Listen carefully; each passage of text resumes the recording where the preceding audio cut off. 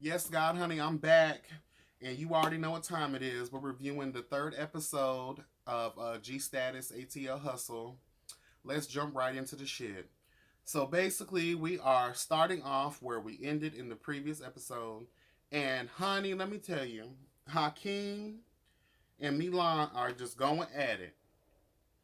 And you can never be upset on how a person responds to the shade that you throw. Because especially if you're starting the mess, it's within my power to motherfucking end it. And I would have ended your life, Hakeem. I would have dragged you by those musty, toasty looking motherfucking eyebrows from the motherfucking universe. I would have been like, Thanos, give me the infinity gauntlet, bitch.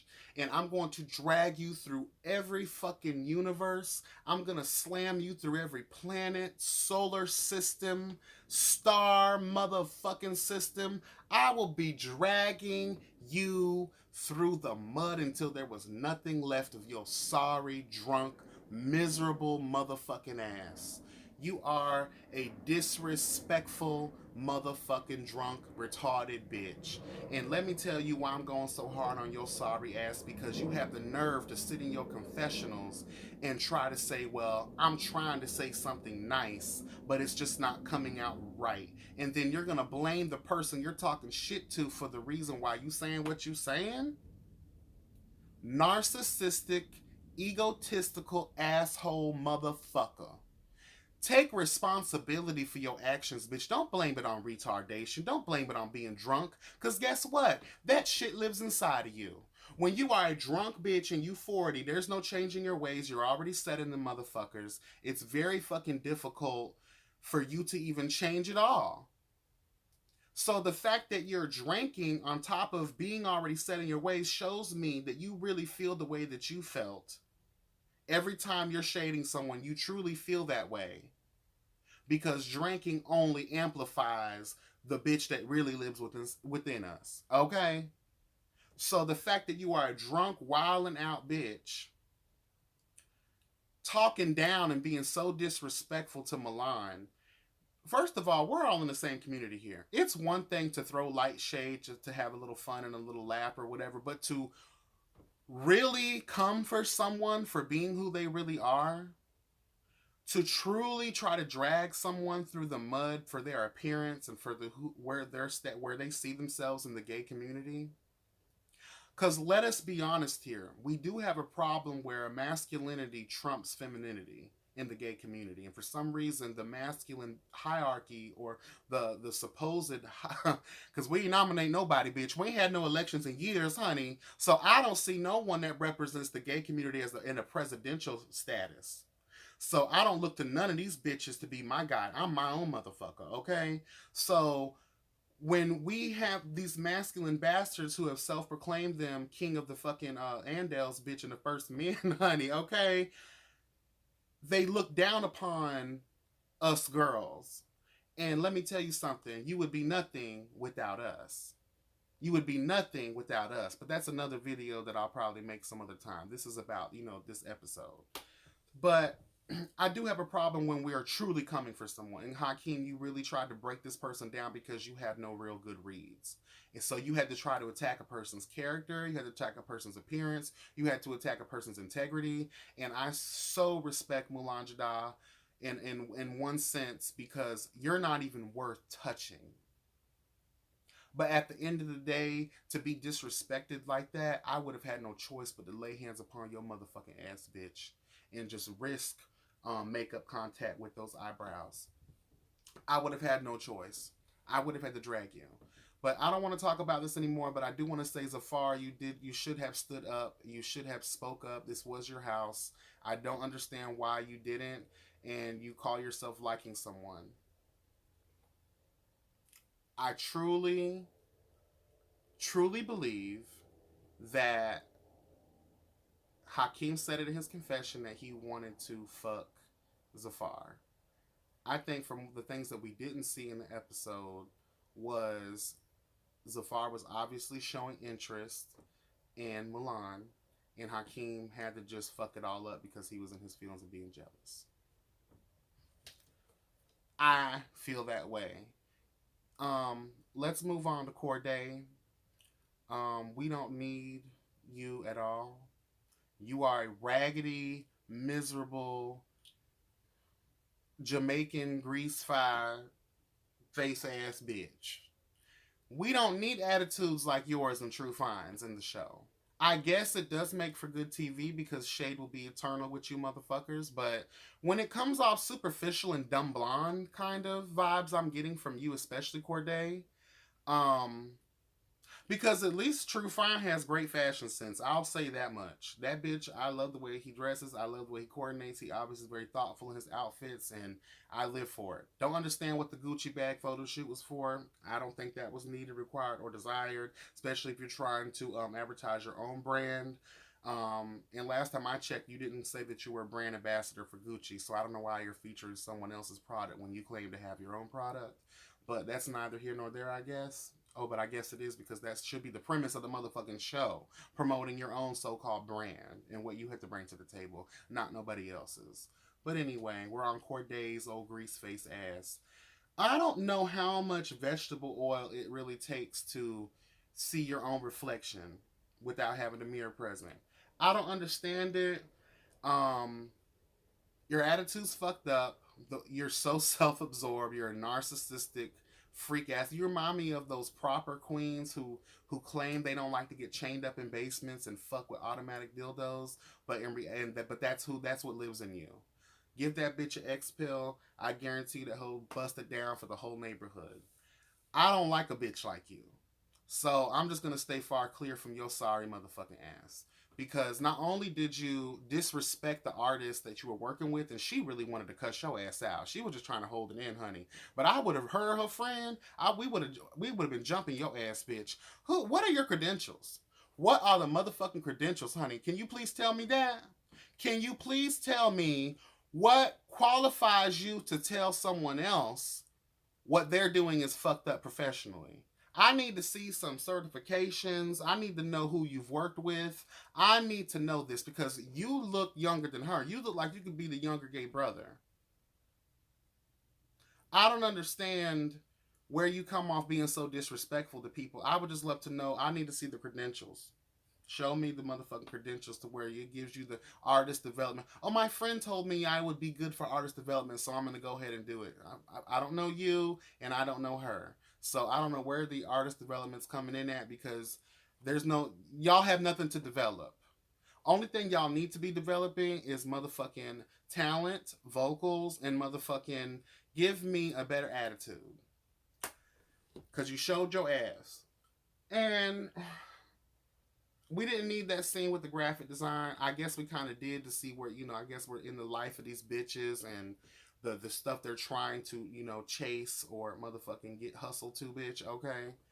But I didn't need it. It was boring. It was lame. Those designs were lame as fuck. I hate to call you out on that shit, but let's just be real here.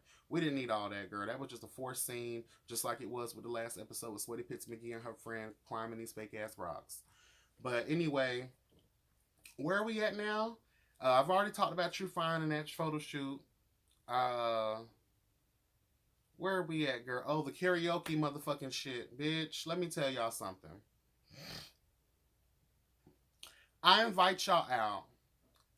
Please loosen up. And this is the thing that I want to talk about in terms of the dynamic of the fucking relationship between the cast members. Y'all motherfuckers don't even know each other. And you can tell. None of you know each other. You may know of each other through Instagram or Facebook or, reality fucking different web series and shit. But let's be honest here. How the hell are you guys really going to come into a group where you don't know each other, but you guys are all judging the fuck out of one another? And again, I understand the gay community, we are one of the most judgmental social groups out there. But at the end of the day, can we get to know each other before we get to judging each other? Because if I'm judging you first, that really makes me look stupid. That really makes me look like I'm just so in my own self that I don't have the opportunity to let someone else in. to at least learn something new about someone else other than myself? Child, I just don't understand how y'all can get in a group and motherfuckers are trying to make peace, but then y'all are judging somebody. Yes, Milan's vocals were fucked up, bitch. Yes, we know that. But it's about having fun. It's about, breaking the motherfucking ice, like getting to know each other. You know what I mean? And one thing I will definitely say, production, yes, God, for the venues, and yes, God, for the lighting, honey. Y'all got professional lighting. Whoever's doing y'all lighting is handling the motherfucking business, honey. Yes, God, I'm loving that shit. And moving on to back to this karaoke event, and then you have people like Charlie, whatever the fuck, Sweaty Pits McGee, playing the fence. But again, what I wanted to talk about was Zafar too. Can we really get upset with these people in the third episode playing the fence? You don't know who to trust. You do not know who to trust. So at the end of the day, could I get mad at Zafar? Could I get mad at Charlie? Could I get mad at some of these people for they don't know each other yet? But at the end of the day, I do feel like get to know me, spend some time, let's have conversations. I feel like when you really get to know someone from the ground up, it really builds something and you can really get to feel someone's vibe. You know what I'm saying? You'll be surprised how much you have in common with someone when you actually sit down and shed the bullshit and actually share a meaningful couple of stories with one another. You know what I'm saying? And thank God for this episode too, for shedding light on the problems that we face in our own communities of being gay and being ostracized from the way that we look, the way that we choose to dress, the way that we talk, the way that we walk, the way that we use our mannerisms. Like, because that happens not just in the heterosexual world for us gays, but it happens within our own community. And it's the equal version to Black Lives Matter, but we still got black on black crime. Like, you know, it's horrible. And yes, we all, even YouTubers, we can all be some reading motherfuckers. But we're doing this for fun, for shits and giggles. We don't. A lot of us, we have respect for every facet of level that is in our motherfucking community. I love everybody. I have friends that dress a certain way that I may not like to dress. But guess what, bitch? You're walking in your truth in your life. Who am I to tell you what to do? Who am I? So thank you guys so much for touching on that issue, because it is something that we do go through every single day. There's a lot of fat shaming in the gay community. There's a lot of bottom shaming in the gay community. If you're not masculine enough, you're going to be motherfucking trying to be ostracized. And I just don't understand like why that war has been being raged the way that it has. But again, I will probably do a video talking and breaking down my thoughts on that motherfucking subject. But so the karaoke situation, thank you, Milan, for reading the fuck out of Cordae, getting his motherfucking ass together and keeping it real. There are 3 bitches that live in Milan. There's Milan, there is Jada, and there is that Bronx nigga that will creep up on your ass in the middle of the night and gut you like a fish, honey, okay?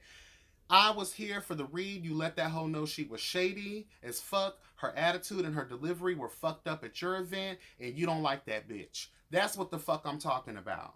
And sometimes you have to get a bitch together and let them know what's good. Because if you shut up and you let a bitch run you away, they have the power at that point. And I'm not going to let the first impression be making me think that I'm a bitch ass nigga. Like you're going to disrespect me like that. Especially the shit I invited y'all to. Okay, get it together, bitch.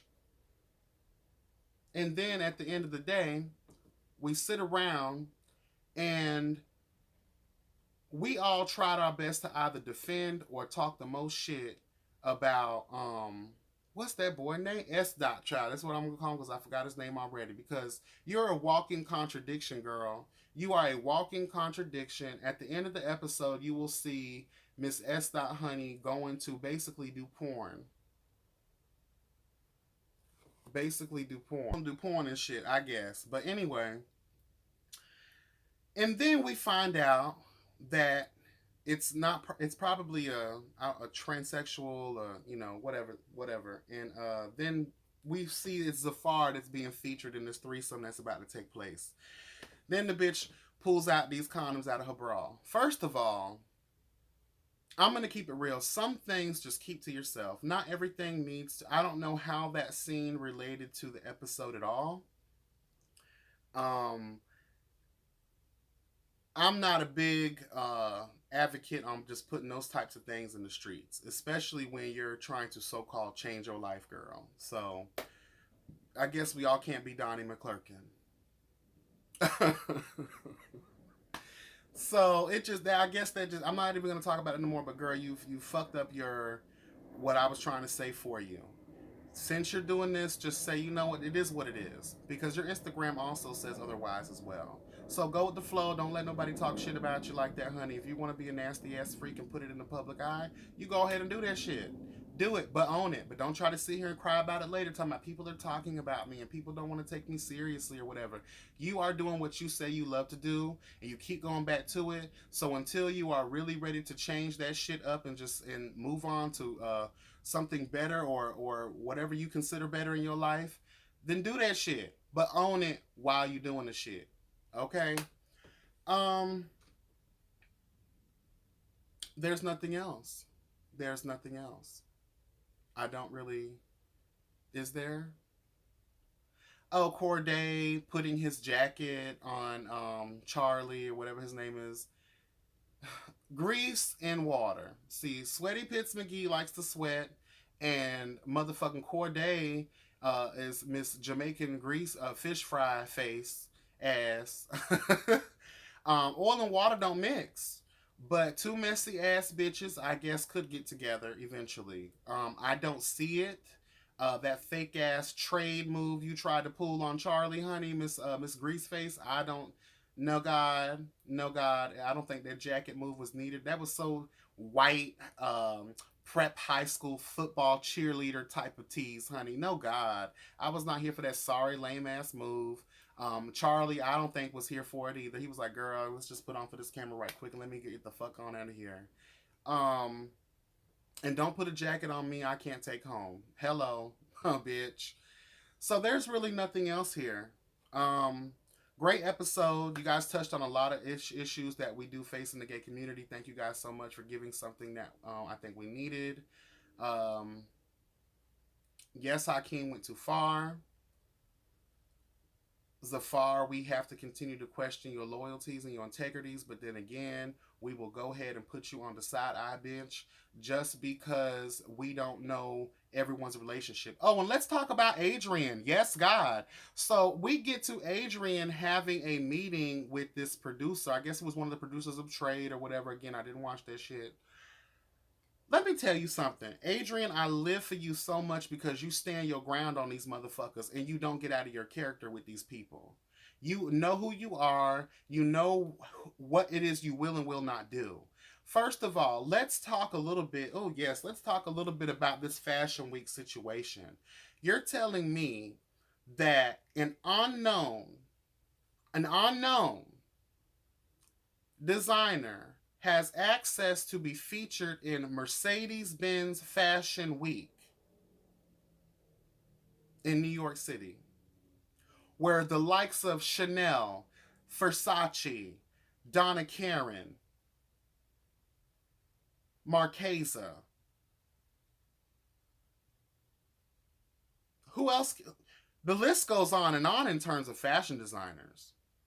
You're telling me an unknown with Power Ranger costume looking dresses, with dusty fabrics. You're telling me that you have the position to get into Mercedes-Benz Fashion Week in New York. I do understand they do have smaller community fashion projects that go on in the midnight hours to feature local talent. So that's why I can't truly be shady in this moment. But I can be shady at your motherfucking attitude, Mr. Producer. First of all, who are you coming at with this disrespect like you're putting me on? First of all, bitch, you're asking for my help within a week time span? And then you outsource your shit to China by, I'm not here for it, all of these designers and all these factories here in America that we could use, and we could actually start helping to employ people that are in all of these students that are graduating from the Art Institute. all of these students that are graduating with fashion merchandising degrees that have nowhere to go to get a job. You could be seeking these people out to help you in your business ventures, but you want to take your business to China, and then you trying to get me to put my brand. Remember the quote, the brand, honey. Okay, brand, honey. Okay, brand, honey. Okay. You want me to merge my brand with your brand at the last minute, and you want me to come to New York Fashion Week and try to help you out. So if the shit hits the fan and we fuck up, which is a big possibility because of the time frame, okay, always doing shit late at the last minute.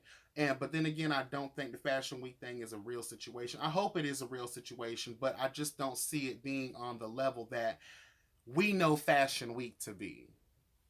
Let's just be honest here. um, those that pay attention to those types of events. I've never been, but I know a lot about them. So we sit here and we are arguing with Adrien about why you need to be on the team. And Adrian's like, girl, I'm just not trying to get there and we be fucked up. He's keeping it real. He does not want to be attached to something that may explode, and now his credibility is fucked up in these streets. So I totally understand his apprehension, but you did not stay true to your strength when at the end of it you decided to just go with the flow anyway. Hell nah. Hell nah. And he tried to throw shade at you about not being a designer, being a stylist. Oh, girl. Yes, there is a big difference, and I think a lot of people that are stylists think that they are designers, and they are not. But we don't know what these people's credentials are so far. We don't know what they're capable of doing because we have yet to see these products being brought to the table that they are talking about, that they create. Yeah, true, fine. We need receipts, and you put it on the motherfucking blast when you said Cash App, Cash Advance. Why are you getting paid through Cash Advance? That's an old scamming queen move, if you ask me. Like I said in my last video, girl, when the IRS is knocking on your door and garnishing your wages, we knew exactly what it was you were doing for a living, bitch, okay? Um, but until then, like you said, get your money. And what is this thing about money? Who gives a fuck? Bitch, work and get paid and pay your bills. It's not all about money all the time. When you let money rule your life and rule your being, that's how your character starts to change into a dark motherfucking soul. So that's you, honey. If you want to live your life with money and not have real friends and real relationships and people who truly respect you for you, then that's up to you. If you want to sacrifice all the good stuff and positive stuff that can come with just being a good person, that's on you. You have to deal with those consequences at the end of your road. You know what I'm saying?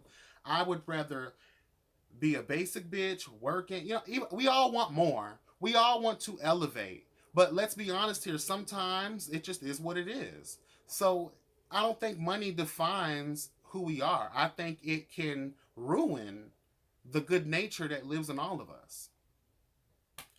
So at the end of the day, I have nothing else to say about this situation. It was a great episode. I loved every minute of it except for the Cordae situations. I'm just not here for people who are just not here for the situation. Don't come to a group and don't interact with the group. Like, what are you here for? At least Hakeem was out here trying to read the girls and have a moment on camera that is interesting to watch. But again, very disrespectful. I just don't understand it. But I love the show. I love the production of the show, the editing, the cameras, the lighting. I just love it, love it, love it, love it, love it. Thank you guys. One advice I will say, can we let the scenes play through, and then after the scene is completely done, then go to confessionals? Because I feel like the confessionals are overpowering the episode, the scene. So that's just my only takeaway from this, is that I would just have loved to see the karaoke situation play out a little bit longer, and then we can start getting into the girls' confessionals after that scene is over with. Because I would have loved to see a lot of the facial expressions, a lot of the side shade that was being thrown, that was being told was happening in other people's confessionals, but we didn't get to visually see this. And, you know, Tramel, I'm going to say what I said from the first episode. If you don't want to be somewhere, just leave. Don't fuck the vibe up. Yes, we know she couldn't sing, but it's meant to have fun.